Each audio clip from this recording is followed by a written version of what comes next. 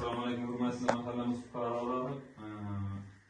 Şu prezidentimizin topshirig'iga asosan shu mahallalarda doimiy mijozlar bilan uchrashish orqali mahallada tadbirkorchilikni rivojlantirish, aholi bandligini ta'minlash va kambag'allikni qisqartirish bo'yicha vazifalar belgilab berilgan. Bu bo'yicha qarorlarimiz var. Mahallada shu mahalla yetkiligi tashkil qilingan qolaversa, banklarda mahalla bankiri ve mahalla agentleri satılma difuza mahalla bankirimiz yine bünyatlarına istenmeyiz.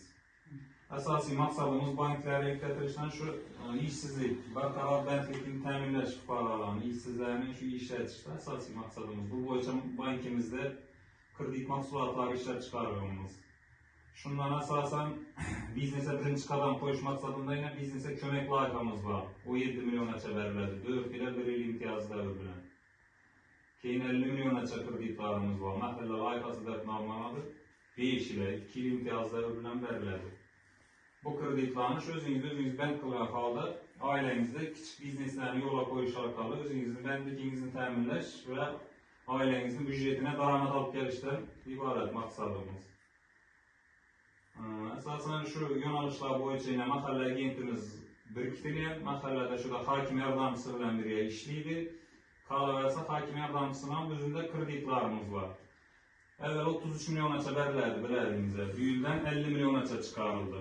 Chorvachilik yo'nalishida 100 milyongacha chiqarildi kreditning miqdori. Foizi 17%dan. Bizning kreditlarimiz mahalla loyihasi 25%dan. Qolaversa evveliga kredit alıp faydalanıp o'zingiz biznesni yo'lga qo'yib kengaytirmoqchi bo'lsangiz, qo'shimcha ravishda prezidentimiz qarori va 312-sonli 100 milyongacha garovsiz. 300 milyongacha garov bilan beriladi. Unda şu bu kreditimiz 7 yil 2 yil imtiyozlari bilan 19%dan ajratiladi. Asasen her qanday şu biznesni boshlashda qanday bir biznes reja bo'lishi kerak. Endi buni ham cho'p deb aytsak ham bo'ladi. Şu biznes rejangiz bo'lmasa ya mükemmel bo'lmasa ya tushunmasangiz yine biz sizlarga ko'makchimiz.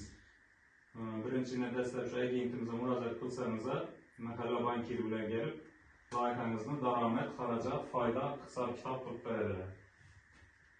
Asosiy maqsad shu aholini bandligini ta'minlash.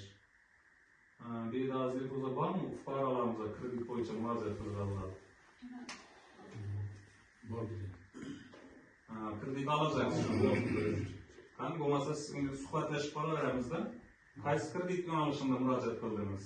Bize ish elimdan olacakman, mal olacakman. Chorvachilik yo'nalishida.